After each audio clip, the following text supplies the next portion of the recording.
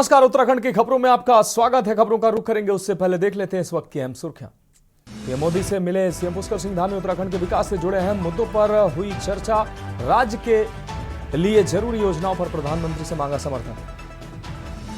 देवभूमि जल शक्ति कंटेनर, आपको बता दें, कॉन्ट्रैक्टर वेलफेयर एसोसिएशन की प्रेस वार्ता में कई गंभीर मुद्दों पर हुई चर्चा। लालकुआं में बीजेपी ने तेज किया प्रचार। पवन चौहान ने कांग्रेस पर किया हमला। कांग्रेस प्रत्याशी पर उठाए सवाल। बाहरी प्रत्याशी के बजाय स्थानीय नेता होना चाहिए था। पौड़ी में कांग्रेस प्रत्याशी का क्रिकेट टूर्नामेंट में दमदार आगाज। कांग्रेस प्रत्याशी यशोदा नेगी ने क्रिकेट टूर्नामेंट में की भागीदारी। आयोजित टूर्नामेंट में मैच में बढ़ाया उत्साह। प्रदेश में आयुष्मान से इलाज के लिए आधार राशन कार्ड से पते का होगा सत्यापन। एडवाइजरी की जा रही जारी।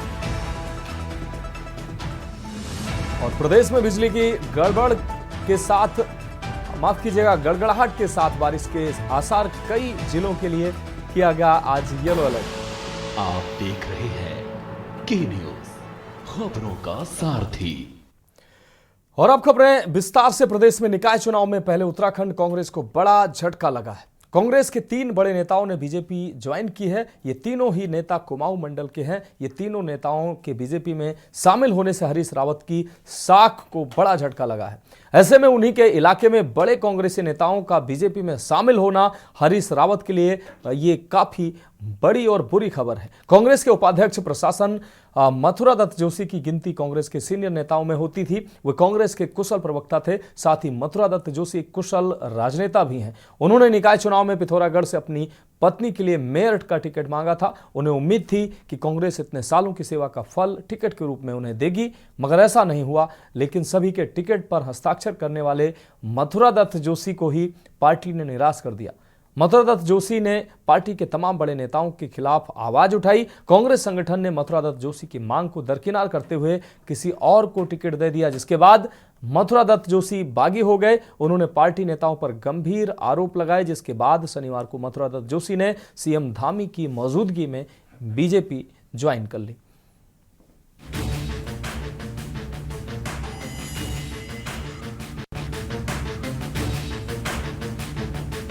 उत्तराखंड में निकाय चुनाव से पहले कांग्रेस को तगड़ा झटका लगा है। कांग्रेस के 3 दिग्गजों ने पार्टी छोड़ भाजपा का दामन थाम लिया है। ऐसे समय में कहीं न कहीं कांग्रेस को कुछ निकाय सीटों पर नुकसान भी हो सकता है। उत्तराखंड कांग्रेस के प्रदेश उपाध्यक्ष संगठन से इस्तीफा देकर मथुरा दत्त जोशी ने भाजपा का दामन थाम लिया। अपनी पत्नी को पिथौरागढ़ नगर निगम सीट से मेयर टिकट न मिलने से मथुरा दत्त जोशी नाराज चल रहे थे। वहीं उत्तराखंड कांग्रेस के वरिष्ठ नेता पूर्व राज्य मंत्री बिट्टू कर्नाटक और जगत सिंह खाती ने भी कांग्रेस पार्टी पर कार्यकर्ताओं की अनदेखी करने का आरोप लगाया है। इस मौके पर उनको भाजपा प्रदेश मुख्यालय में मुख्यमंत्री पुष्कर सिंह धामी और प्रदेश अध्यक्ष महेंद्र भट्ट की मौजूदगी में पार्टी का पटका पहनकर भाजपा की सदस्यता दिलाई। खाती जी क्योंकि पिथौरागढ़ मेरा जन्म स्थान है, इस नाते ये चाहे छात्र संघ में रहे हों, चाहे नगर पालिका में रहे हों, किसी न किसी रूप में मेरा हमेशा इनके साथ भी लगातार संवाद भी रहता था, लगातार मिलना था। अलग पार्टियों में होने के बाद भी हमेशा हम लोगों के आपस में हमेशा संबंध व्यक्तिगत रूप से अच्छे रहे। और एक बड़ा इनका भी अनुभव है,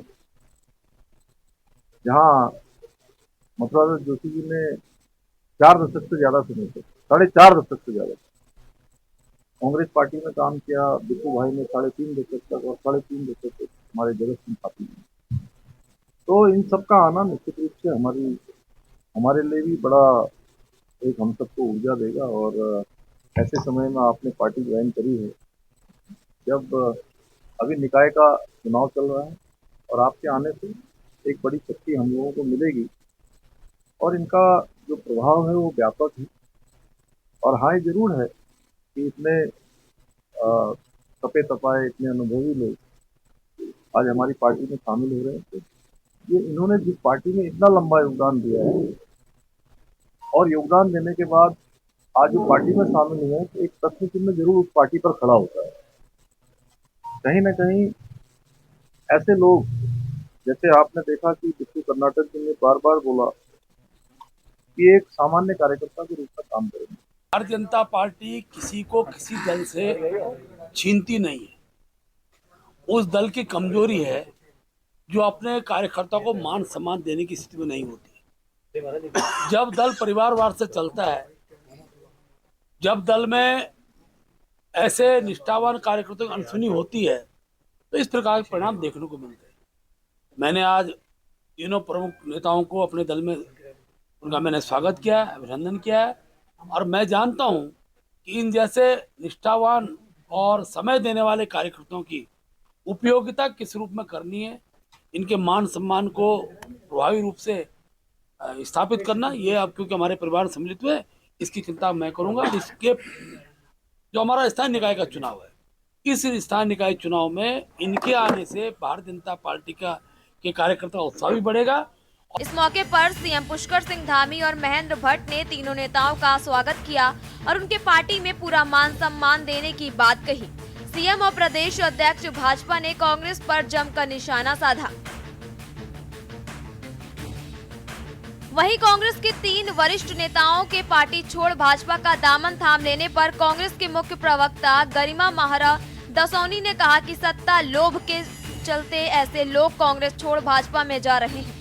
लंबे समय तक पार्टी में रहने के बाद कोई अपनी बूढ़ी माँ के साथ ऐसा कैसे कर सकता है? पार्टी माँ जैसी होती है, उसको ऐसे समय में छोड़कर जाना ये बताता है कि ऐसे लोग लालच के चलते पार्टी छोड़कर जा सकते हैं। अब कांग्रेस के नाराज नेताओं ने भी अपनी नाराजगी जताई और जमकर कांग्रेस का विरोध किया। मैंने जिस तरीके से कांग्रेस पार्टी में काम किया, मैं उसी निष्ठा के साथ भारतीय जनता पार्टी में काम करूंगा। ये बात मैंने पहले भी कही, ये बात फिर दोहरा रहा हूँ। हम लोग किसी डिमांड के साथ या किसी स्वार्थ के साथ यहाँ नहीं आए, भाजपा ज्वाइन नहीं कर रहे। जिस तरीके से जो हालत आज कांग्रेस पार्टी की हो गई है, अनिर्णय की स्थिति में कांग्रेस पार्टी है, और कांग्रेस के वरिष्ठ नेताओं का जिस तरीके से आप द्वंद्व देख रहे हैं, पार्टी रसातल की तरफ जा रही है, बिखराव की तरफ जा रही है।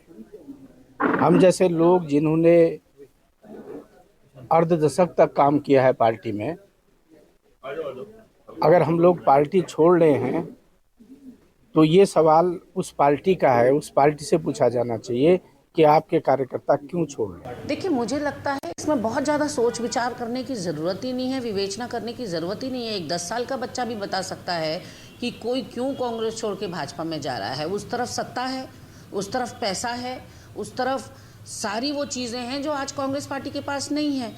लेकिन असली व्यक्ति तो वही है जो चुनौतीपूर्ण और कठिन समय पर अपनी बूढ़ी माँ के साथ खड़े रहे। हमारा दौर निश्चित रूप से, हम एक पुरानी पार्टी हैं और हम विपक्ष में हैं, लेकिन इसका मतलब ये नहीं कि आप कपड़ों की तरह अपनी विचारधारा बदलें। तो मैं इसको सत्ता लौलुकता कहूँगी, इसे अवसरवादिता कहूँगी, इसे निकालिस रूप से लालच कहूँगी, अति महत्वाकांक्षा कहूँगी, जिसके चलते वो वहाँ गए हैं। उनका भविष्य वहाँ उज्जवल हो, ये कामना करती हूँ। उनको जो यहाँ कांग्रेस में नहीं मिल पाया वो वहाँ भाजपा में मिले, ये मैं कामना करती हूँ। लेकिन सिर्फ एक निवेदन सबसे है जाने वालों से कि जिस पार्टी को 40-45 साल तक आप लोग अपनी माँ कह के गए हैं, उस माँ को आप गाली देने का काम कम से कम ना करें। इतनी नैतिकता आपके अंदर, इतना ज़मीर जिंदा होना चाहिए। तो बार बार हर जगह ये बात उठाते हैं कि दोनों की नीतियाँ एक जैसी हैं, और ये कभी उत्तराखंड की हितैषी हो नहीं तो केवल राजनीतिक लाभ चाहिए इन लोगों को। राजनीतिक लाभ कहाँ मिल रहा है? आज देखते देखते ये हाल हो गया कि अब बीजेपी को कांग्रेस ही बोलना ज़्यादा उचित रहेगा। मैंने ये हाल हो गया, सारे कांग्रेस वाले बीजेपी में चले गए, कल कांग्रेस की सरकार आएगी, सारे बीजेपी वाले फिर कांग्रेस में आएंगे। तो यहाँ केवल राजनीतिक लाभ के लिए राजनीति करते, इन्हें समाज की सेवा से कोई लेना देना नहीं बने, और समाज के मुद्दों से भी कोई लेना देना नहीं होता है। इनको ये देखना है कि बस सत्ता में कहां से कैसे पहुंचे, सत्ता में कैसे जाए। कुल मिलाकर राज्य में 2027 में होने वाले विधानसभा चुनाव से पहले नगर निकाय चुनाव को सेमीफाइनल के तौर पर देखा जा रहा है। भाजपा कांग्रेस निकाय चुनाव के इस दंगल में आमने सामने है। इस बीच दोनों ही दलों में कार्यकर्ताओं की भारी नाराजगी भी सामने आई है। ऐसे में देखना होगा निकाय चुनाव के दंगल में किसकी जीत होती है और किसको हार का सामना करना पड़ता है। Uttarakhand desk report.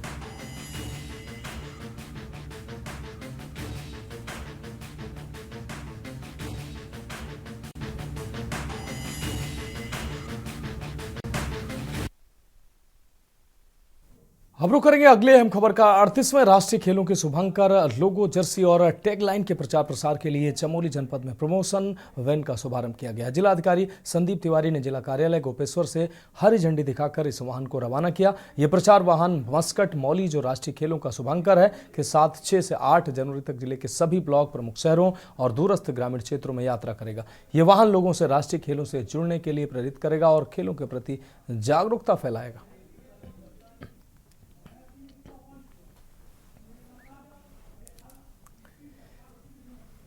देखिए, राष्ट्रीय खेल जो 38वें इस बार उत्तराखंड को मेजबानी मिली है, इसका शुभारंभ माननीय मुख्यमंत्री जी द्वारा हल्द्वानी से किया गया था और आज ये हमारे जनपद में आ गई है। तो मुख्यालय गोपेश्वर से अब ये जोशीमठ और अन्य तहसीलों में जाएगी और इसके साथ राष्ट्रीय खेलों का मैस्कट मौली भी साथ में है। तो इससे प्रचार प्रसार अच्छा होगा राष्ट्रीय खेलों का। और 9 तारीख को गोपेश्वर पुलिस लाइन में एक कार्यक्रम आयोजित किया जाएगा जिसमें पांडवास शो भी होना है, जिसकी तैयारी शासन द्वारा करवाने के लिए निर्देशित किया गया था और राज्य निर्वाचन आयोग से भी उसकी अनुमति ले ली गई है। और मैं समझता हूं कि एक बड़ा गर्व का विषय है कि उत्तराखंड को मेजबानी मिली है। बढ़ेंगे अगली अहम खबर की ओर। हरिद्वार के सिडकुल थाना क्षेत्र में एक नाबालिग खिलाड़ी ने अपने कोच पर दुष्कर्म करने का आरोप लगाया। किशोरी ने रविवार रात थाने पहुंचकर तहरीर दी, जिसके बाद पुलिस ने मामले की जांच शुरू कर दी। पीड़िता को मेडिकल जांच के लिए जिला अस्पताल भेजा गया, वहीं कोच से पूछताछ की जा रही है। पुलिस के अनुसार हरिद्वार में आगामी 28 जनवरी से 14 फरवरी तक 38वें राष्ट्रीय खेलों का आयोजन होने जा रहा है। इसके लिए रोशनाबाद स्पोर्ट्स स्टेडियम में खेलों की तैयारी चल रही है, जहां खिलाड़ी अभ्यास कर रहे हैं। पीड़िता हरिद्वार जिले की रहने वाली है, जबकि कोच दूसरे जिले का बताया जा रहा है। इस घटना के बाद पुलिस ने मामले की गंभीरता से जांच शुरू कर दी है।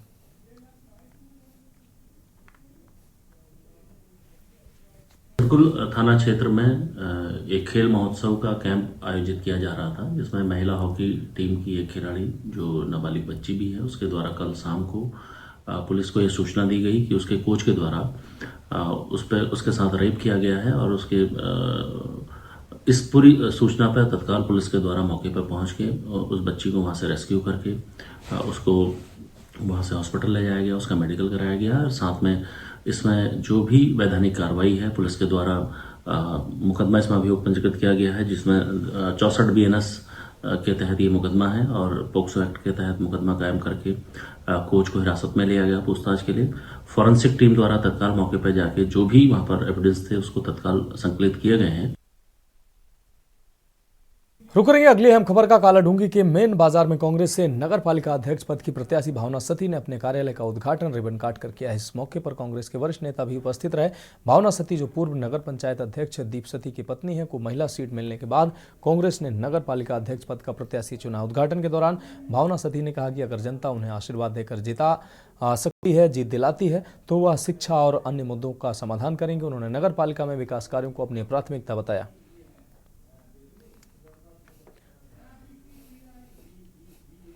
सभी सम्मानित सदस्यों को पहले प्रणाम करना चाहूँगी और उनका बहुत बहुत धन्यवाद करना चाहूँगी जो यहाँ पर आप लोग उपस्थित हुए और विधि विधान पूर्वक हमारे कार्यालय का उद्घाटन हुआ।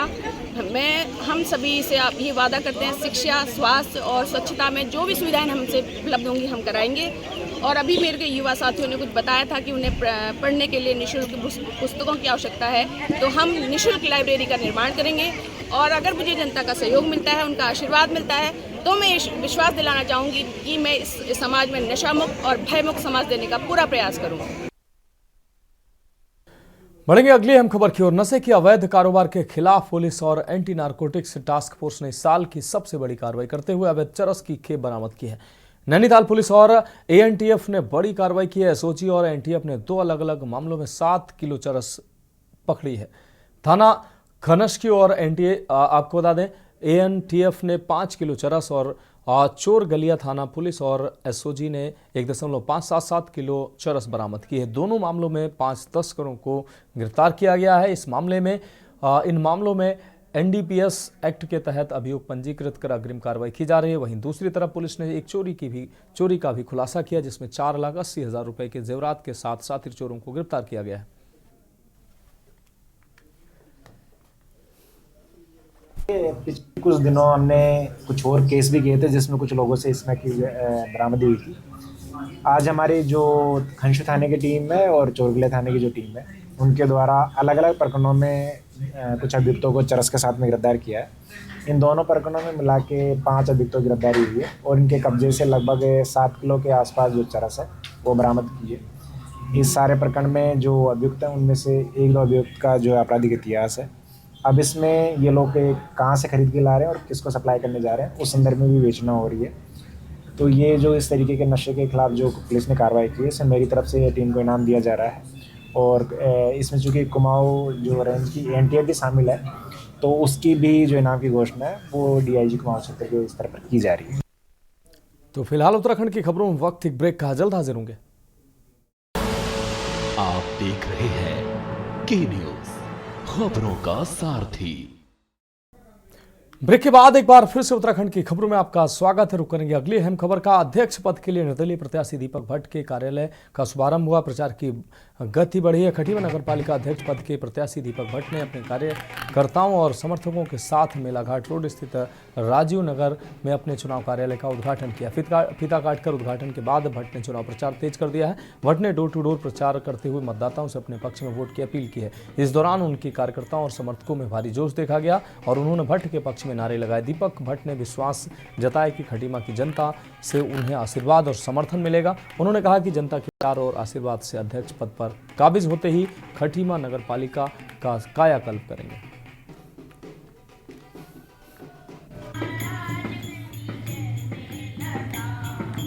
मैं पिछले 5 साल से लगातार लोगों के सुख दुख में छोटे मोटे कामों में जाता रहा हूं और मुझे विश्वास है खटीमा की जनता मेरे साथ खड़ी है। हर वर्ग का मुझे समर्थन है। निश्चय ही आने वाली 23 तारीख को ये जो सब लोग आए हैं निस्वार्थ आए हैं, इनको कोई धनबल का लालच नहीं है। मुझ पर राजनीतिक दबाव बनाया जा रहा है, कई तरीके का मुझे टॉर्चर किया जा रहा है, फिर भी ये खटीमा के सब जनमानस देखो सब मेरे संग खड़े हैं। मुझे विश्वास है कि आने वाले 23 तारीख को निर्दलीय का परचम लहराएगा और मुझे विजयश्री मिलेगी।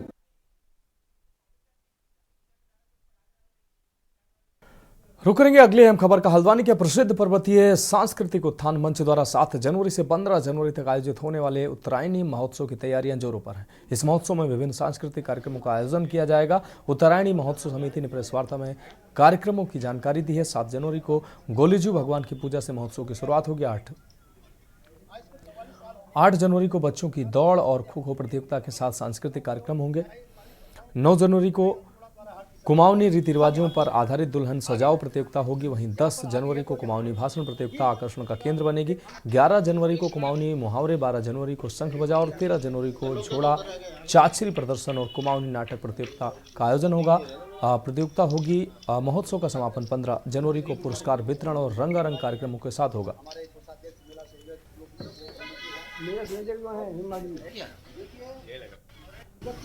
हमारी जो कुमाऊनी संस्कृति है उसको हम जो है यहाँ बड़े धूमधाम से उसको मनाएंगे।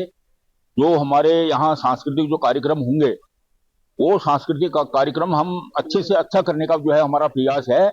उसमें हमारी जो कमला आर्या जी हैं जो बागेश्वर से आ रही है, मुख्य आकर्षक का जो 15 तारीख को जो कार्यक्रम है वो रहेगा। सांस्कृतिक उत्थान मंच 44 साल से अपने यहाँ पर कार्यक्रम कर रहा है। इसी अवधि में मंगलवार 7 जनवरी को प्रातः 9 बजे गुलजू की पूजा करके इस कार्यक्रम का शुभारंभ होगा और मेले का उद्घाटन होगा 8 जनवरी को 11 बजे। हमारा कार्यक्रम हर साल और 8 दिन का होता था। इस बार हमने 9 दिन का प्रोग्राम कर दिया है। इसमें हम उभरते हुए कलाकारों को पहले मंच देते हैं क्योंकि स्टार कलाकारों को हर जगह मंच मिलता है और उभरते हुए कलाकारों को कभी मंच नहीं मिलता, वो गाँव तक ही सीमित रह जाते हैं। हम कोशिश करते हैं कि यहाँ पे कि नए से नए सिंगर आए, उभरते हुए सिंगर आए, उनको मंच मिले। जितने भी आज हमारे उत्तराखंड में बड़े बड़े सिंगर हैं, कलाकार हैं। अगली हम खबर का रुख करेंगे। हल्द्वानी में जिला प्रशासन और लोक निर्माण विभाग ने काठगोदाम में अतिक्रमण हटाने के लिए जेसीबी का इस्तेमाल किया। इस दौरान 1 दर्जन से अधिक पक्के भवनों को जेसीबी से गिरा दिया गया। सिटी मजिस्ट्रेट एपी वाजपेयी ने बताया कि शहर में चौराहों और सड़क चौड़ीकरण का काम पिछले 6 महीने से चल रहा है। अतिक्रमण हटाने के प्रशासन ने पहले ही निर्देश दिए थे, लेकिन न हटने पर सोमवार को जेसीबी के माध्यम से अतिक्रमण को हटाया गया। प्रशासन ने लोक निर्माण विभाग को 20 जनवरी तक सड़क चौड़ीकरण और नवीनीकरण का कार्य पूरा करने के निर्देश दिए हैं ताकि आगामी राष्ट्रीय खेलों के दौरान आवागमन में कोई समस्या न हो।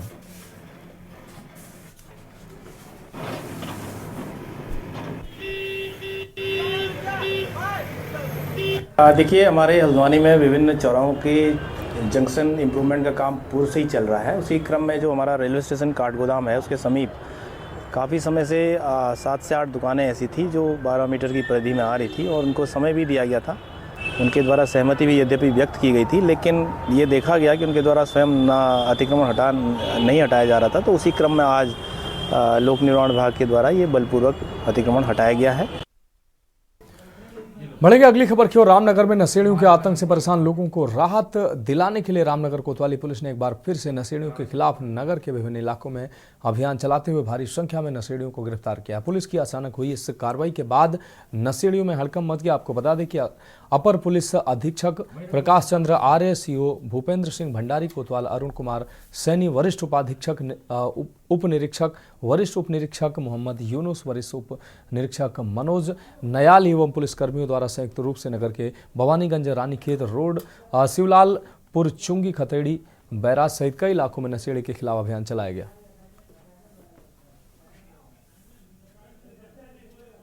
देखिए, वरिष्ठ पुलिस अधीक्षक महोदय नैनीताल के आदेशानुसार आज ये रामनगर क्षेत्र में एंटी रोमियो अभियान एक चलाया गया, जिसमें अनावश्यक तौर पर सड़कों पर 3 सवारी शराब पीकर के वाहन चलाने वाले तथा होटलों और ढाबों में जो है शराब पीने वाले व्यक्तियों के खिलाफ ये अभियान चलाया गया, जिसमें लगभग 80 लोगों के खिलाफ कार्रवाई की गई है और लगभग उनसे 200 रुपये का जो है जुर्माना 2000 रुपये का 20,000 रुपये का जुर्माना वसूला गया है।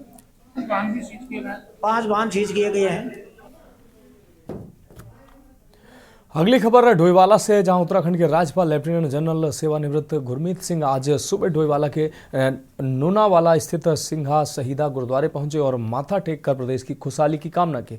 इस अवसर पर राज्यपाल ने सिख धर्म के 10वें गुरु गोविंद सिंह जी को याद करते हुए उन्हें श्रद्धा सुमन अर्पित किए।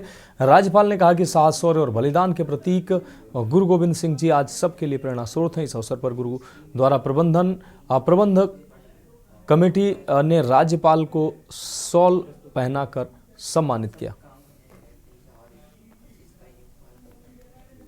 आज अत्यंत शुभ दिन है। आज कलगीधर पातशाह 10वें पातशाह का आज प्रकाश पर्व है और मैं पूर्ण मानवता को, हर भारतीय को, हर उत्तराखंडी को आज के दिन की बहुत बहुत शुभकामना देता हूँ। जो उन्होंने हमको मार्ग दिया है साहस, शौर्य और बलिदान का, वो अपने आप में बिल्कुल अलग ही है। उन्होंने ख़ास तौर पर ये बोला कि शुभ कर्म से कभी हटना नहीं चाहिए और जो भी आपने जीवन में करना है उसके बारे में निश्चय करें और अपनी जीत हासिल करें। मुझे ऐसा लगता है कि गुरु साहब के परिवार ने, उन्होंने जो राष्ट्र के लिए, धर्म के लिए, आस्था के लिए जो कुर्बानी दी, उन्होंने पूर्ण मानवता के लिए एक ऐसा सबक दिया है कि हम किस प्रकार अपने धर्म, आस्था, राष्ट्र, परिवार के लिए अडग रहें। रुक करेंगे अगली खबर का। खबर रुड़की से है, जहां बहुजन समाज पार्टी प्रत्याशी सत्यवती वर्मा के चुनावी कार्यालय का उद्घाटन आज रामनगर स्थित नई कचहरी के सामने पार्टी के प्रदेश अध्यक्ष चौधरी शीशपाल के द्वारा फीता काटकर किया गया। प्रदेश अध्यक्ष चौधरी शीशपाल ने कहा कि बहन सत्यवती वर्मा को रुड़की नगर निगम क्षेत्र में भारी जन समर्थन मिल रहा है।